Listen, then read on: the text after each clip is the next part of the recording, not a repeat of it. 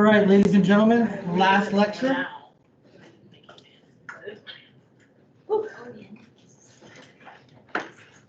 Oh, let's see, slideshow, go. All right, this is chapter 13, endocrine system. As we already know, there are two communication systems within the human body. It's, of course, your nervous system and your endocrine system. And think about the nervous system, it's fast, but the messages are short-lived. The characteristic about the endocrine system is that it's slow to act, but its effects are much longer lived than the nervous system. And if you look at the word endocrine, endo means within, crine means secretion of. So these things, pituitary gland, thyroid, all these down here, and we're going to talk more about them, of course, in detail shortly. They're the reason why it takes so long is because it's chemical, then it has to go into the bloodstream, and then the bloodstream takes a while to go around, and then of course we already know that things like neurotransmitters, and now that we're the chemical component of equivalent of neurotransmitters in the endocrine system is of course hormones. And the hormones, just like the nervous system, they react to what? Some sort of stimuli, something that needs to be repaired or replaced or balanced. And it just takes much longer because it has to go through the bloodstream. And then once it gets to where it needs to go, it is highly specific and chemical. Here are the locations, and you can see hypothalamus, pituitary gland, and the pituitary gland is the master gland. These two major glands are in the base of your brain, in the mid and hindbrain regions. Pineal gland is here as well. You have your parathyroid glands, and right next to them is your thyroid glands. And remember the medical term para.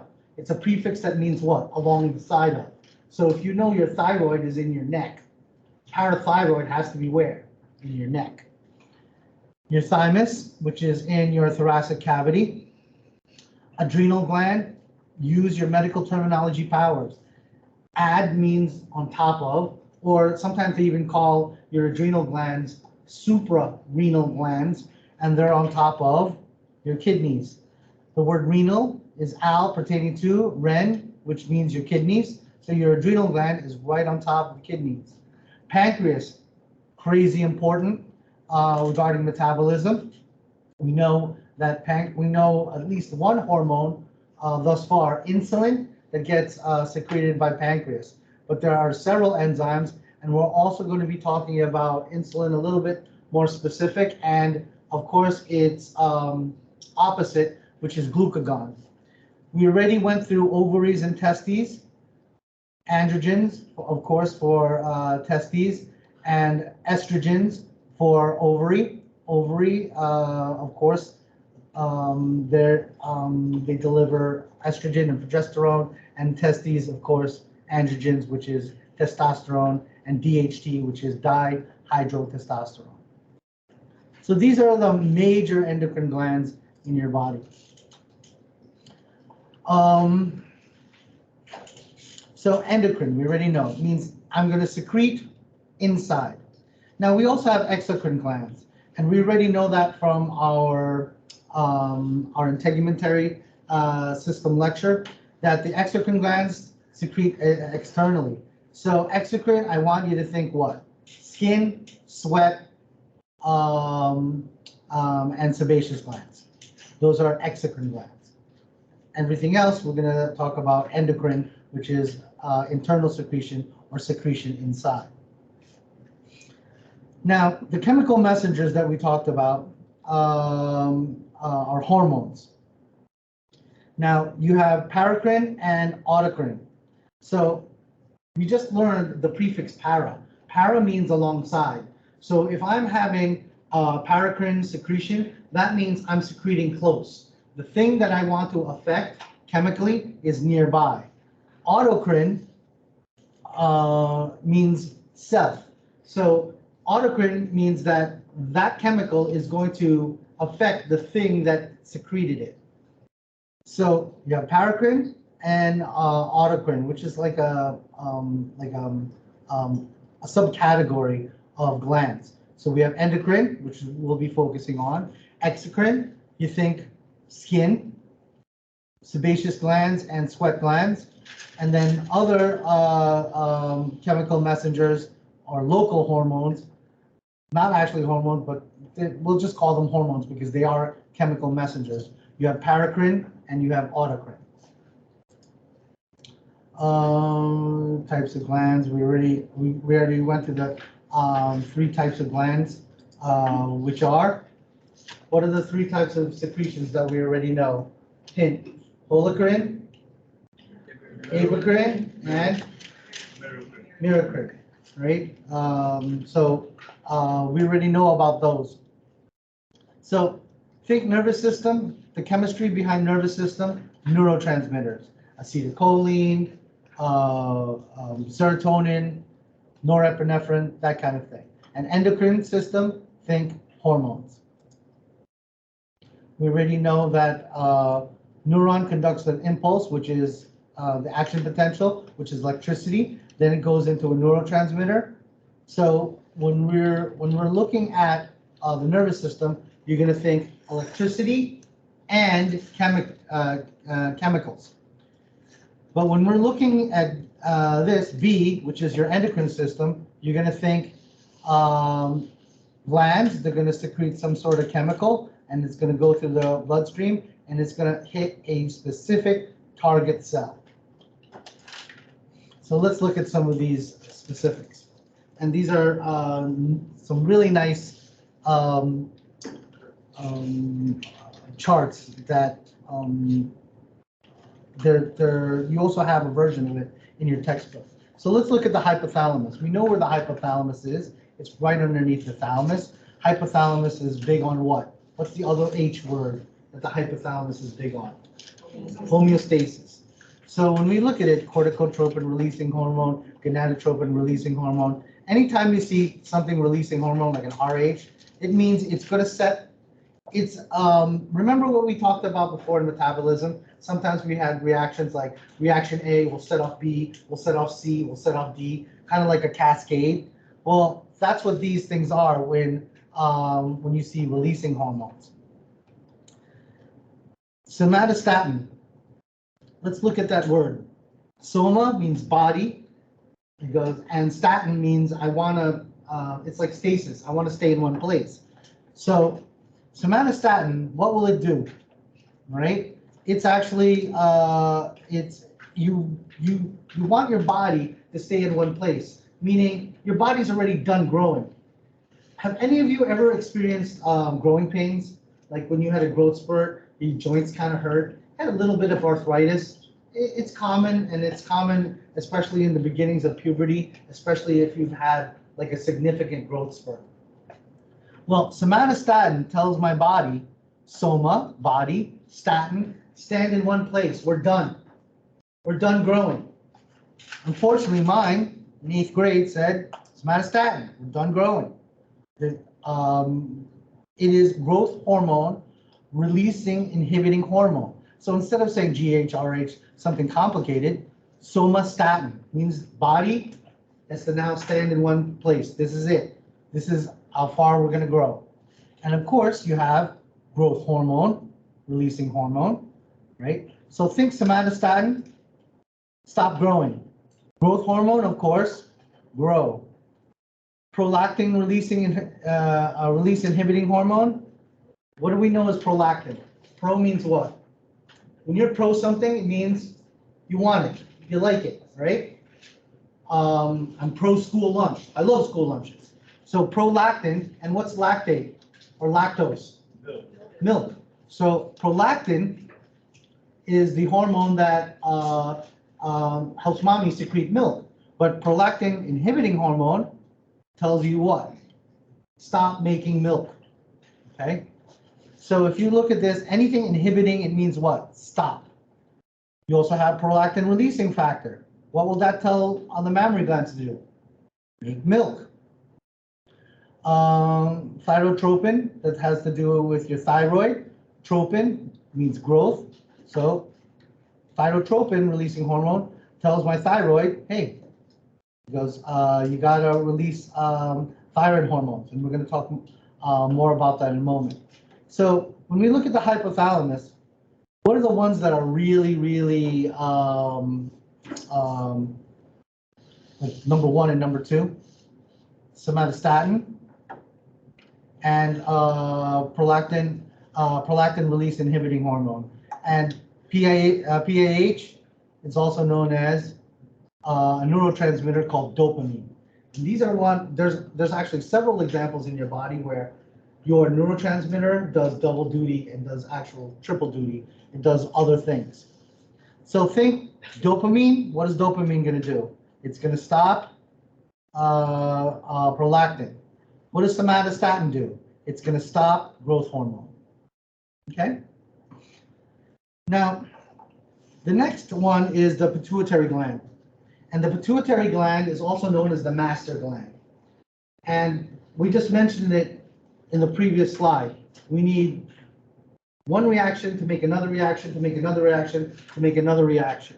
Well, guess who starts all the reactions? It's your pituitary gland. And your pituitary gland is broken down into 2 sections. You have an anterior portion and you have a posterior portion. So let's look at the anterior portion first. The first one is adrenocorticotropic hormone, now, or also known as ACTH, or corticotropin. Adrenocorticotropic hormone, if we look at this, what is it going to affect? It's going to affect the cortex of my adrenal gland, and what's it going to say? What's it going to tell it to do? Grow. So you can see a pattern now. You could sit and try to memorize all these, which is not a good idea. Or you can look at it more like medical terminology and try to break it down, like what does ACTH really mean? It really means my adrenal glands, which were those little triangle-shaped glands on top of my kidneys. ACTH will tell it to do what? Grow, do something. FSH and LH, we already know. Follicle-stimulating hormone, luteinizing hormone. What's its main function?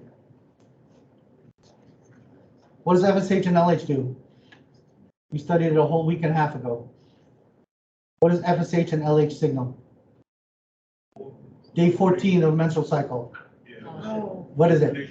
Ovulation. So follicle stimulating hormone, the follicle is of course the egg, right? Luteinizing hormone is the corpus luteum, right? So that FSH and LH is, and guess who releases it? The anterior pituitary gland. And of course, growth hormone, and also known as somatotropin. Growth hormone tells your body to do what? Grow. So you have ACTH, FSH, LH, growth hormone. Look what you have in the anterior pituitary. You have prolactin. So what does prolactin do? Pro, lactose, pro, milk. And last but not least, thyroid stimulating hormone. So this TSH will stimulate what? Your thyroid.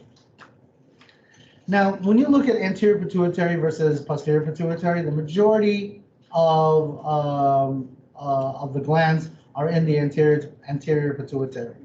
If you now look at the next slide, the posterior pituitary, you only have 2. Antidiuretic hormone and oxytocin. And we already know what antidiuretic hormone tells my kidneys. What does it tell my kidneys? Pee or don't pee? Antidiuretic hormone. Anti means what? Against. Diuresis is to pee. If you know, if you remember, your water pill is a diuretic. So ADH tells my kidneys, hey, don't pee. I need that water. And ladies, those of you who had babies who had a pit drip or Pitocin, you definitely know what oxytocin is. Oxytocin is the hormone that tells your uterus to do what?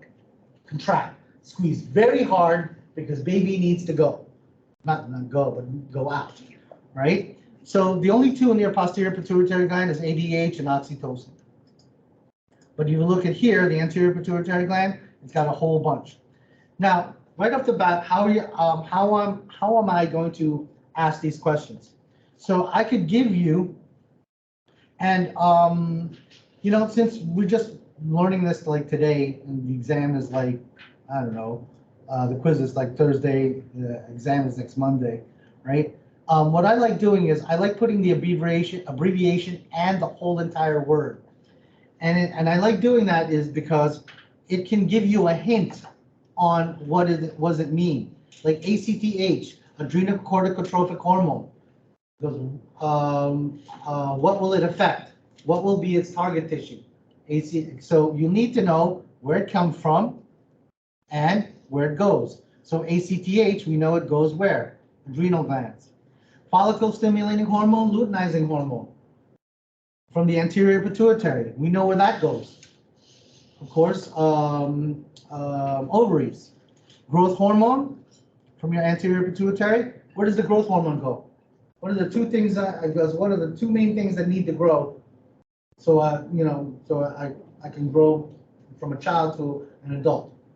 I need my bones and I need my muscles. Makes sense, right? So growth hormone comes from the anterior pituitary gland, gets only released during REM sleep, and then it helps your muscles and your bones grow. What will be the target tissue of prolactin? Mammary glands. And what would be the target tissue of thyroid stimulating hormone? Of course, your thyroid, which is located in your neck. So that's how I'm going to ask the questions. I'll give you the name and you tell me what it does. So somatostatin, does that tell you to grow or tell you to stop growing? Stop growing. Prolactin release inhibiting hormone. Will that give you milk or don't give you milk? It'll make the milk what? Stop. FSH, LH, we already know that from another chapter. It goes from the anterior pituitary. What will it make your ovaries do? Let go of what? One mature follicle or mature egg. And so on and so forth. What will prolactin do? So that's how I would ask. I would give you the name and of course the abbreviation so you can get used to it. And then I could either ask you, where is it from? And where is it going? So you can like add to this chart. Of course, antidiuretic hormone from the posterior pituitary. Where is that going to go? Who tells you to pee? Your kidneys. So ADH goes to your kidneys. And your oxytocin, it goes to your uterus, especially your myometrium or the middle muscular layer. And what's it going to do? Right? And remember, picture it. Pitocin is the drug that looks exactly like oxytocin. Now, our thyroid gland. We already know calcitonin, yes? Calcitonin, calcium. We know that calcium means calcium. Tonin means what? Tone or concentration, tonicity. So thyroid gland is all about metabolism. So heart rate, how fast you're breathing, how fast your heart rate going, and also how fast are you doing what? Eating food and making ATP. We already know that from last week. So thyroid stimulating hormone will stimulate the thyroid gland. And when it does, what else will get stimulated? T3 and T4. And T3 is triiodothyroxine, so tri is 3, and tetraiodothyronine is T4. We're just going to call it what? T3, T4. So if I have thyroid stimulating hormone from your anterior pituitary gland, I could ask, where's your thyroid stimulating hormone? You'll tell me anterior pituitary gland. What does your thyroid stimulating hormone do? It stimulates what? T3, T4. And that's in my thyroid gland. And what does my thyroid gland do to me? Metabolism. Remember when you were 15, you could eat what? 2 Big Macs and run a marathon. Same afternoon. You're okay with it. But what happens when you get older? You eat that Big Mac, you need a what? A nap. And you're probably, after the nap, probably not going to be any faster than you were before the nap. Because why? Metabolism when you're younger is much faster. You can convert whatever you ate to energy very, very quickly. But what happens when you get older? It takes more energy, you know, especially if it's a big meal, you need to lie down a little bit. So T3, T4, and of course calcitonin, and it also makes sense. Calcitonin deals with calcium, right? You already know that metabolism is what? How fast things go. Your heart rate and your lungs also part of your metabolism, isn't it? Right? Because remember, I also have to breathe out the hydrogen ion, which some of you, when came early, they had arterial blood gas up on the board. And we care about pH, and we care about carbon dioxide. So every time you're breathing out what? Carbon dioxide. But guess what you're also breathing out? Hydrogen ion. And that's one of the ways that you get rid of. Next term, if you take my class, we're going to do respiratory in around week 2, and we're going to talk about how your body compensates for that. Well, it makes sense that calcium is part of metabolism, because we already know what turns on my heart, what turns on my muscles, calcium. So that has to be in there.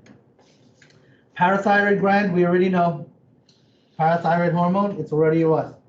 Automatic in our heads. What does parathyroid hormone do for us? Calcium. Remember vitamin D, right? In our skin. So now that we're like halfway through anatomy and physiology, or to the tail end of anatomy and physiology 1, you can now start to see how, remember what I said the first day, even though we study all these systems separately, they're all connected, all interconnected. So the concept of pathology is one system goes down, guess what? All the other systems are going to start to go down. And that's when you have multisystemic effects, and that's what we're trying to prevent. Your adrenal medulla. So your adrenal gland has 2 areas. It has a medulla or medulla and a cortex. And in that medulla and in that cortex, there are hormones in there that are also neurotransmitters. So your adrenal medulla has epinephrine and norepinephrine. That's kind of easy to remember, right? And your adrenal cortex is aldosterone and cortisol. You'll learn next term that aldosterone has to do with water and salt intake. So it has to do with water, salt intake, and blood pressure. And cortisol, we already kind of learned a little bit about cortisol when we talked about fight or flight. In fight or flight, the initial, you know when you're scared? The initial thing is what? Epinephrine, right? You're scared, pupils dilate, heart rate goes up, blood pressure goes up, and that's because of epinephrine. And maybe you will recognize the British version of the word epinephrine. It's called adrenaline. And that's where we get what? That quick boost of energy. We get it from epinephrine. Well, that's in the adrenal medulla. But what happens if you're under stress for long periods of time? Well, your adrenal cortex will go, we don't need that anymore. Let's do this now. Cortisol. And anyone take hydrocortisone? What's it for? If you take a hydrocortisone cream, what's it for? Itchiness, inflammation, right? It also has antihistaminic effects, right? So cortisol, it's good with mitigating stress, but here's the problem. If you have long-term stress, and that's why my message from day 1 has always been mitigate your stress. If you have long-term stress, you're going to have release in cortisol. You have a release in cortisol, what will it do? Decrease inflammation. And we already know that inflammation is part and parcel of my immune system. So what those drugs like hydrocortisone and cortisol-based drugs do, they will suppress your immune system. And sometimes we'd like to do that, but long-term stress. And did I mention it in this lecture that we always talk about February and March be the cold and flu season? If that's true, you can understand it's true for the northern states because it's cold, right? But then why do a whole bunch of people in states like Texas, New Mexico, where, February is what, 90 degrees, right? So there's no real super change in the weather to cause stress. My theory is this. In December, what happens in December? All partying, right? And you spend a lot on your credit card. What happens in the end of January? All the bills come in, right? Also, what happens in the first week of February? Taxes, right? So this combined with all of that, right? Also for college students, what happens in March? Finals. So is it any wonder why everyone who gets sick gets a peak in where? From the months of February to April. And it's not because of the weather or whatnot. I can tell you right now, it's because of this. It's cortisol. No, it goes, also, you know what else is known to release cortisol? Binge drinking.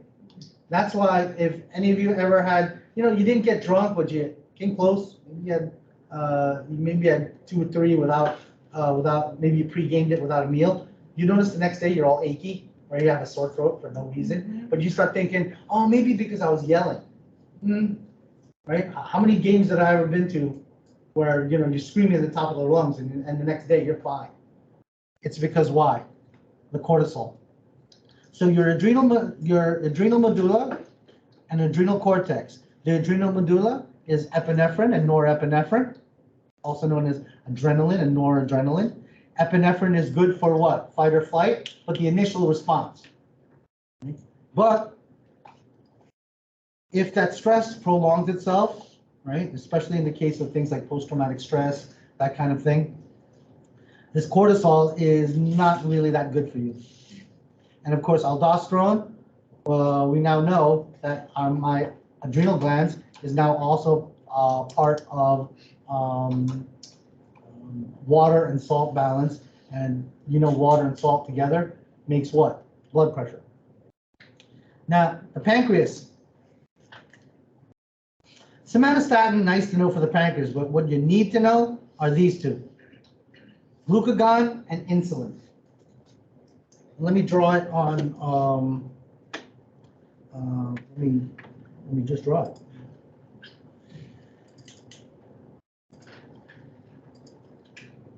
So we have, of course, our pancreas, and that's important. And when does insulin get released? Well, first I have to have a what? Big meal, or a meal. I have a big meal. My body senses that, I've got a lot of glucose floating around. Where do we want glucose? Do we want it inside the cell or outside the cell? I want it inside the cell. Remember my gas station analogy. Where do you want that 93 octane? Do you want it on your seats or do you want it inside the gas tank? You want it inside the gas tank. So after a big meal, there's a lot of glucose floating around. So of course, you're going to have an increase in blood glucose. With an increase in blood glucose, I need insulin to do what? Open up those nice big channels so that insulin can go inside the cell, along with oxygen, along with water, goes inside the mitochondria and makes ATP, and we're all golden. Yes? So big meal, increase in blood glucose, I get insulin, and then now where does sugar now go? Glucose goes inside the cell. That's what we want. That's what should happen. Now, what happens when I don't eat? We're medical professionals. How many times you have a 14-hour shift? You don't even have time to pee, let alone eat. So you didn't eat much. Now, no food. Now, if I didn't have any food for about 12 to 14 hours or so, right? Anywhere from a couple of hours to 12 to 14 hours, right? Of course, I'm going to have a decrease in blood glucose. Makes sense, right? Nothing earth-shattering right now. So I have a decrease in blood glucose. What's my pancreas going to do? It's going to release glucagon. What will glucagon do? Well, glucagon is going to tell my kidneys that has a lot of fat, right?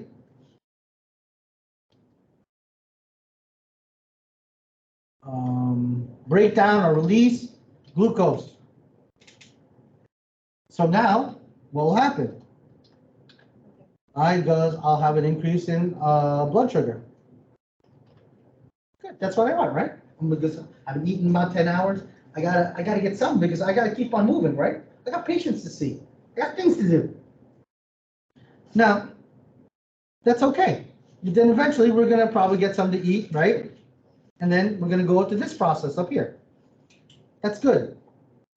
Now our problem, which is the Snickers commercial, right? Let's say no food or no glucose,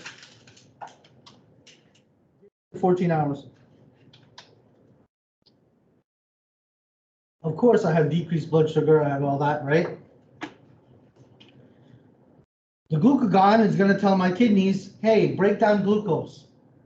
But the kidneys think what? I don't know. I'm not kidneys. Why did I write kidney? Liver. Jeez. Right? Your liver thinks, because you know your liver has a lot of fat. Your liver thinks, I don't know if you're lying to me. I don't know when I'm going to get food next. So I need to activate my emergency reserves.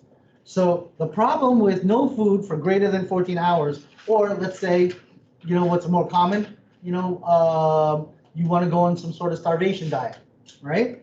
So no food greater than 14 hours, what will happen? There won't be a release of glucose. There'll be a release of ketones. Ketones are not good. They are a nice temporary glucose alternative. Right? Now here's the commercial. Right? You're not you when you're hungry. The problem is ketones are neurotoxic. That's why if you starve yourself or go on some sort of starvation diet, don't you get hyper irritable or loopy? Right? Does anyone here ever not eat for like a couple of days? Maybe you were in the hospital, or maybe, or I don't know, maybe you just wanted to see something, you know, see what would happen. I didn't tell you. Me and my cousin Shane, we got stuck in a snowstorm. We went hunting, and I only packed a day pack, and we were too far from the truck, and I was too little to make that trek, and I was already having signs and symptoms of frostbite. So we spent 3 days. We didn't eat for 3 days. At first, we were giggling, and it was funny. By the third day, we wanted to kill each other. As in, knives out, we don't kill each other. Right? Thank goodness Forest Service finally found us. And it was scary, because what happened? We're not eating. We didn't eat for like 2.5 days, almost 3 days. And it's winter. The game that we trapped, we couldn't stalk it in time, because sometimes when you miss, like the deer or whatever, if you don't hit it directly in the thoracic area and it doesn't drop right there or drop within like 100 meters, you've got to go chase after it. Now, if there's a foot of snow on the ground and you're already like all ice cold, what are the odds of you catching up to that deer? Not very good. And if everything's wet and all your gear is wet, what are the odds of you making a fire or signaling anybody? And this is back in the time there's no GPS, there's no phones, there's no nothing. All right, so I learned both me and Shane learned an extremely valuable lesson, right? Greater than 14 hours becomes a serious, serious problem. And so now you look at this. Now let's extrapolate this to a diabetic. Question first. Yes, is the ketones what causes the bad breath, sometimes sounds like. Yeah, ketone sometimes it'll cause a little bit of like a it's like an acetone, like a little fruity breath. And also when you guys go to lab work and you guys mess around with urine, maybe you smelled this before. Those of you who are CNA or geriatrics, you smell their urine. There is a very, very faint smell of like acetone. It's they say it's fruity smell, but it smells like acetone. Like it'll smell like urine, but then you'll hear, not hear. What's it mean switching my senses? You smell a little bit of nail polish. Check it out. Those of you who have uncontrolled diabetic family, tell them to pee in a cup so you can smell it.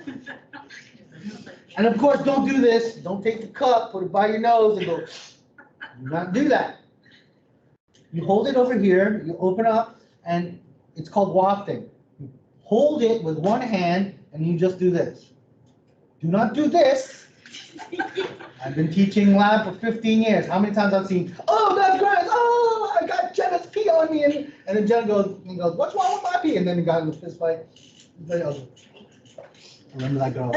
I told her. He goes, oh, I got that. And he goes, hold, because I want the class to do it together. She opened it and went, and she spilled all the, and then the funny part is, she blamed her lab partner for peeing too much in the cup, and then it got in the fisticuffs. Ah, the lovely day, the heady days of when I first started teaching.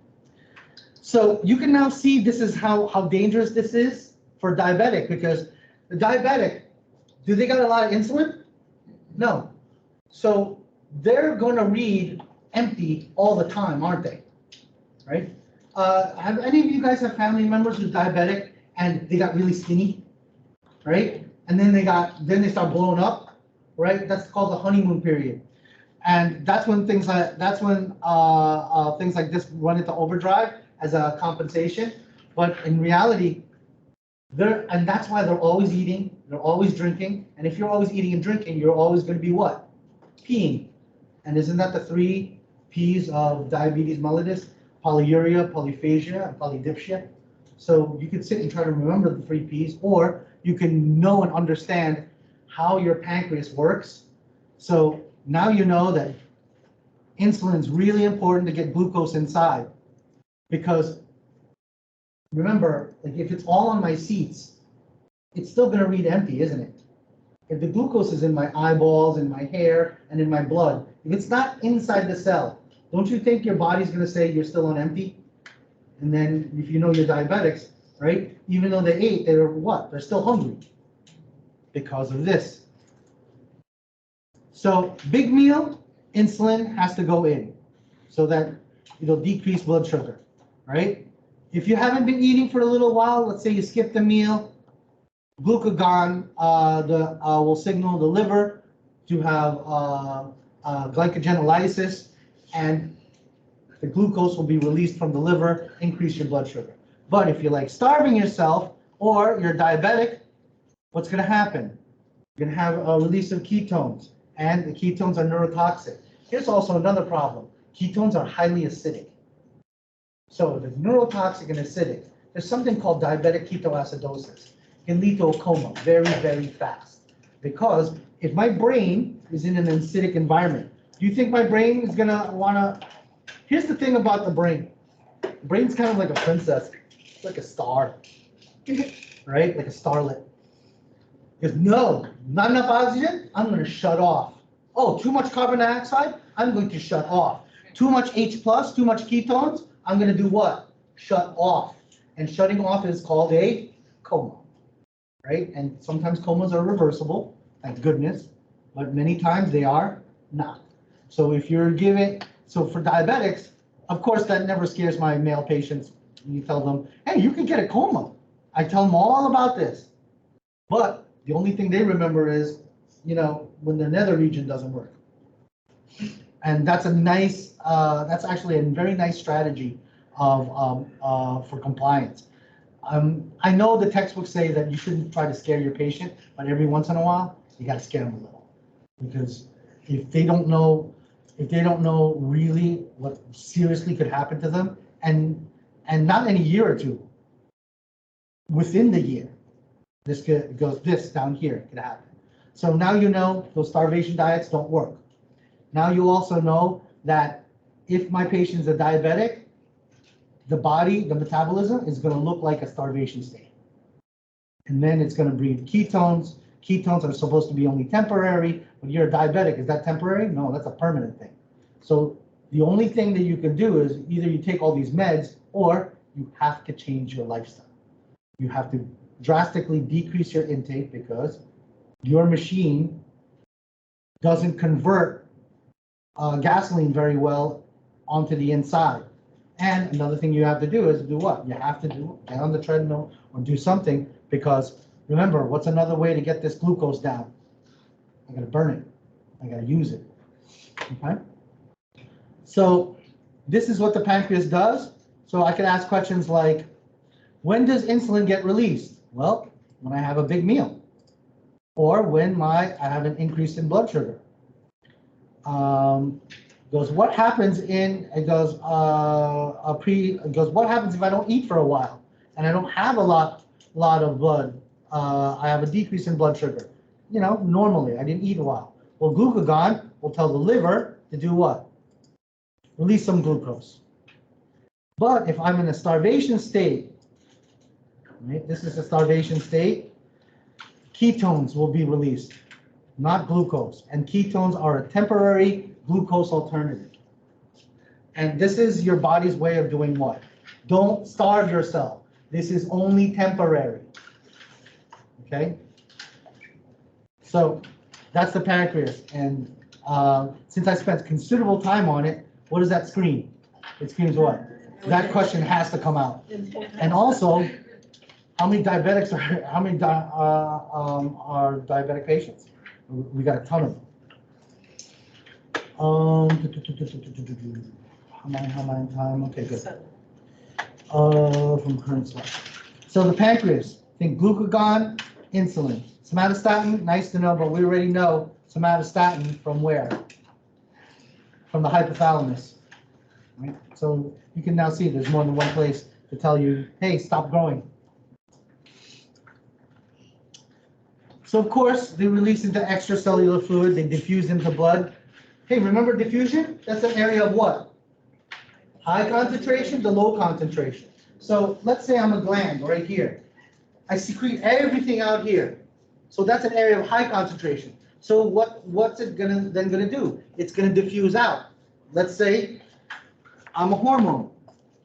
There's no hormone in this artery that's gonna go to where I need to go. So from diffusion, area of high concentration to an area of low concentration, where's the hormone have to go? In, out, and down to where it needs to go. Again, back to one of the many Nelson questions I asked as a child. Like, how does blood know where to go? How do things know where to go? And we already now know diffusion is one of those forces. Osmotic pressure is one of those forces. And that's how hormones work. They work via diffusion.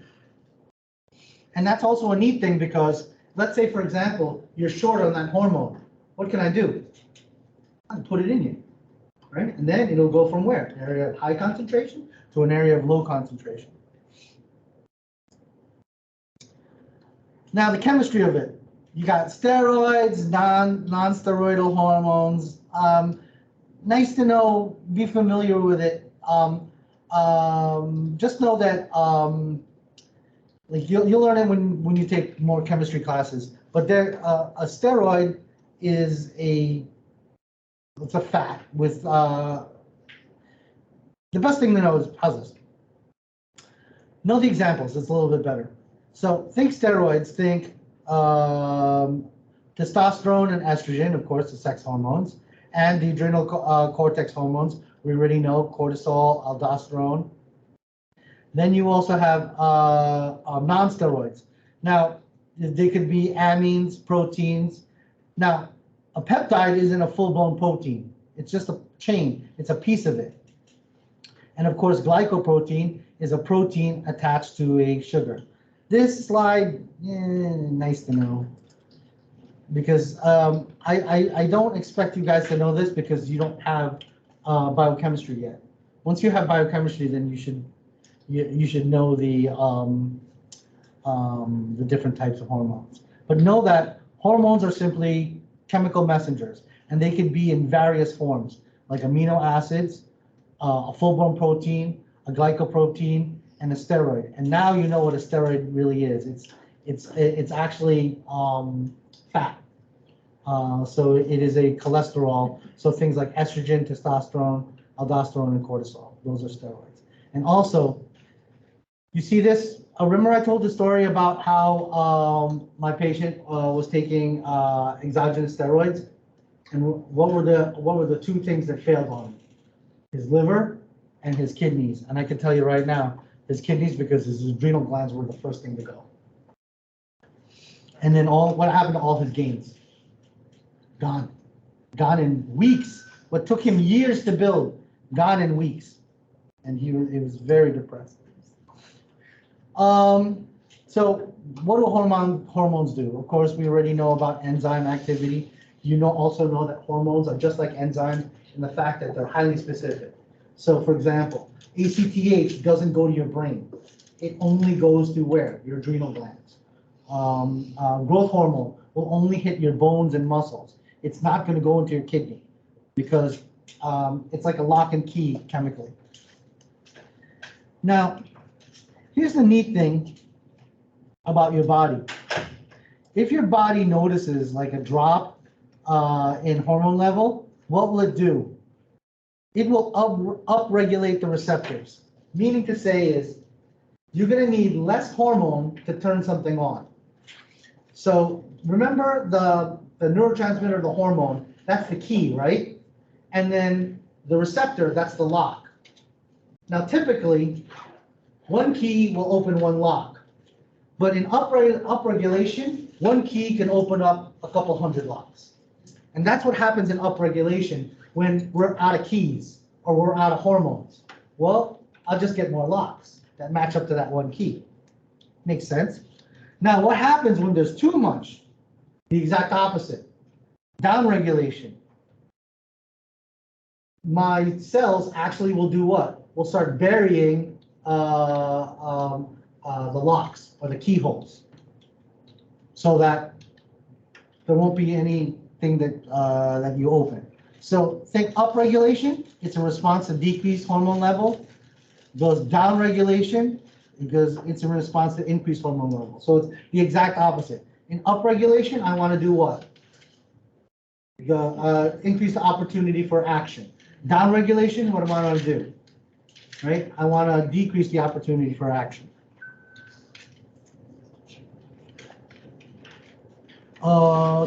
Steroid. Now, remember what we said about steroids? If steroids are fat, that means they're what? They have poor water solubility.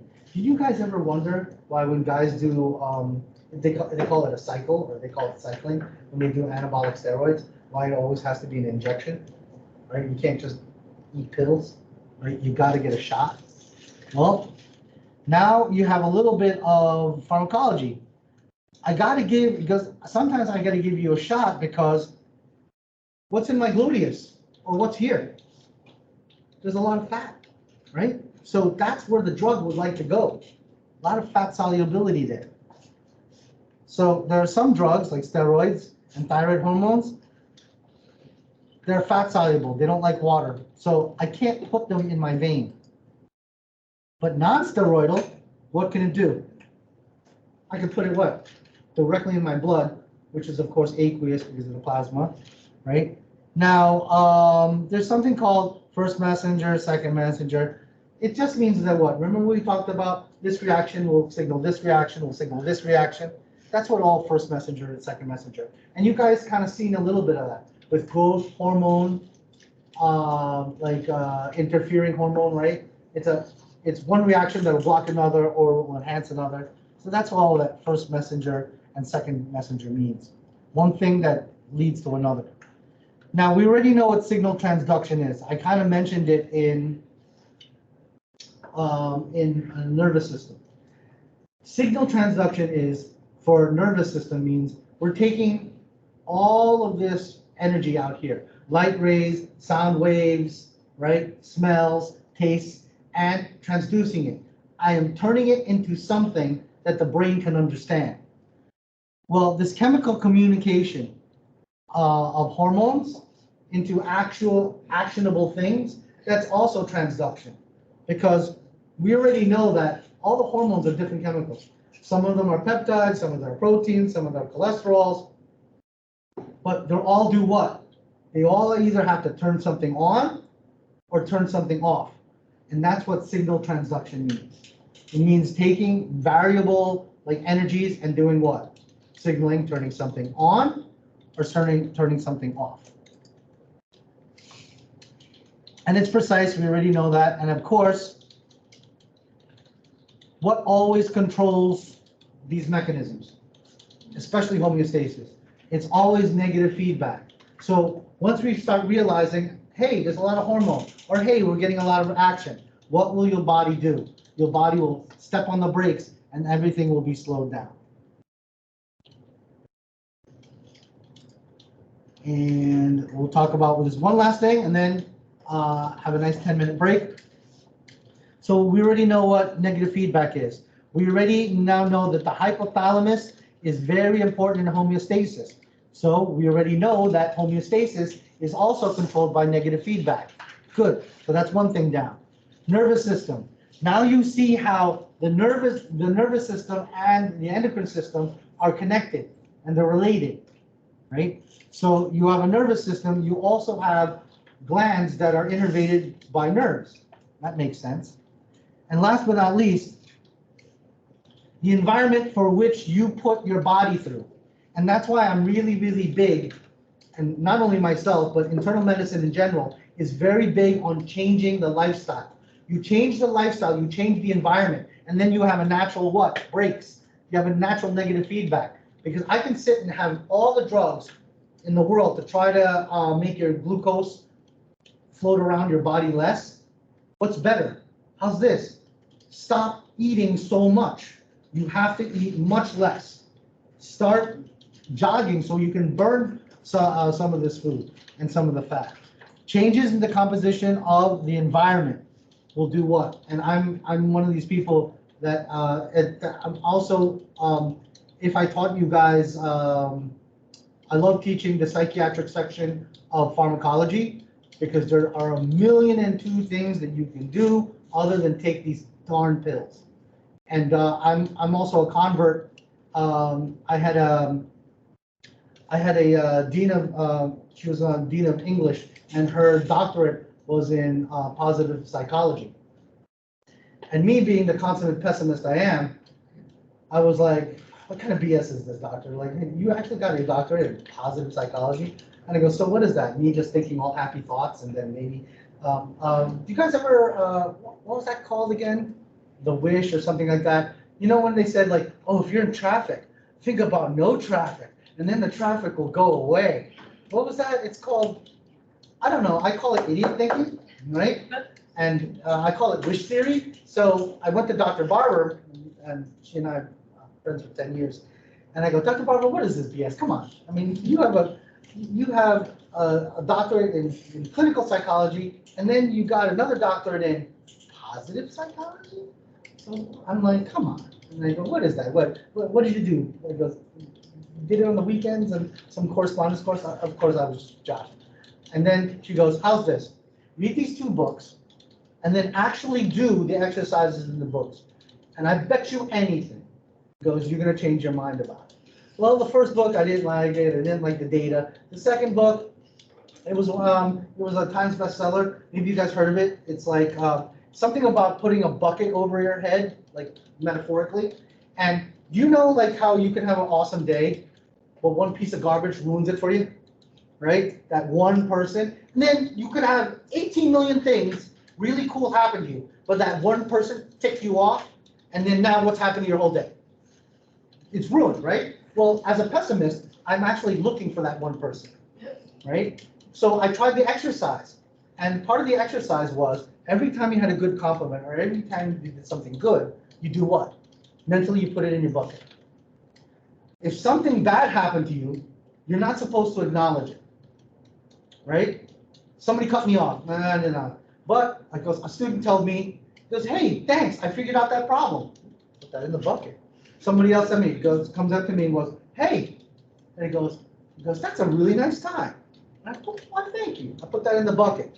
Then you start realizing, especially a pessimistic person like me, then you start realizing what?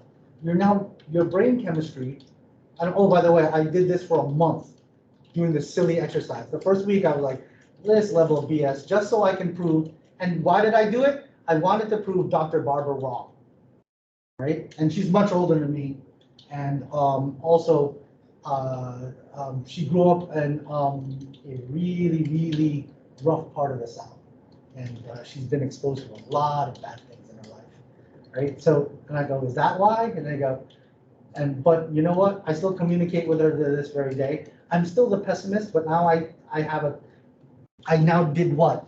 I changed the composition of the internal environment so that now I'm not looking at things as what, right? I'm not looking at things as problems anymore. It's just, okay, fine, it's a problem, right? It goes, and if somebody cuts you off or I get a bad text, that's what? That's the minority versus the majority of your day, right? Another thing I also have a problem with is like gratitude. Since my whole entire life, I'm always about what? Getting to the next level. Many of you are like this, yes? You're not satisfied. I want next level, next level. And then when you don't get it, what happens? Right? You get really pissed off. You get really sad. And then you think, what? Like for today. Those of you who didn't do well, you got a nice little message from me, right? And the message was, it goes not, oh my God, you're gonna die. What happened? Let's look at it clinically. Let's get an analysis going. And what are our strategies to do what? In the next 9 days to fix what happened today. Is that a better way to look at it? And this is coming from a consummate pessimist. Someone who's actually looking for the one person that pissed them off today, right? And I don't have to look, it's very easy. Being a business owner, because, well, not teaching. That's why I kind of chose teaching, because a lot of nice things happen. And look at this.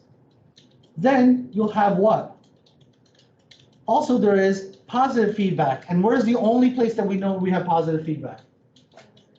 OB, right? Reproductive. And what was the example? Remember oxytocin, contractions? That is the only positive feedback. Now, notice that this is an exception. What do I always ask? I always ask about the rule, not the exception. So when you're doing the final preps for your final exam for next week, or when you're going to the exam, will you be looking for the positive feedback question? No, it shouldn't exist. What should you be focusing on? Negative feedback, because that's the main system. Dr. Jenny Go was one of my many what do they call mentors when I was in internal medicine, because heaven knows Cassidy wasn't my actual boss. She was a proctor for medical students for third year, and I just stayed in touch with her. And her thing was always, why do students always look for the exception? Like if you're looking for something with 4 legs and a tail, why are students looking for zebras? Zebras are rare, aren't they? Unicorns are rare. What got 4 legs and a tail? A cat, a dog. So when you're studying, always look for what? Most common, right? What's the most common? And the most common for homeostasis and for now endocrine control is what? Negative feedback. Hypothalamus, nervous control, and I spent a good section here on, right? Because what can we do? We can change the internal environment, but I'm also here to tell you that you can also change the internal environment by changing the patient's external. And you'll see a lot of that psychology. And I was surprised, you guys don't have a psychology class? I was looking at the list of classes you guys have to take, but eventually, for higher training, you're going to need that psych class. Because I was looking at all your classes, they're really focused on nursing. They really want to get you guys trained and out the door, which is a good thing. So 7:13, how does 7:25 sound? Like 12-ish minutes, because we're pretty good on this lecture. So you know what? Since we're pretty good on this lecture, 15 sound good? A flat 15. So I'll see you guys at 7:31.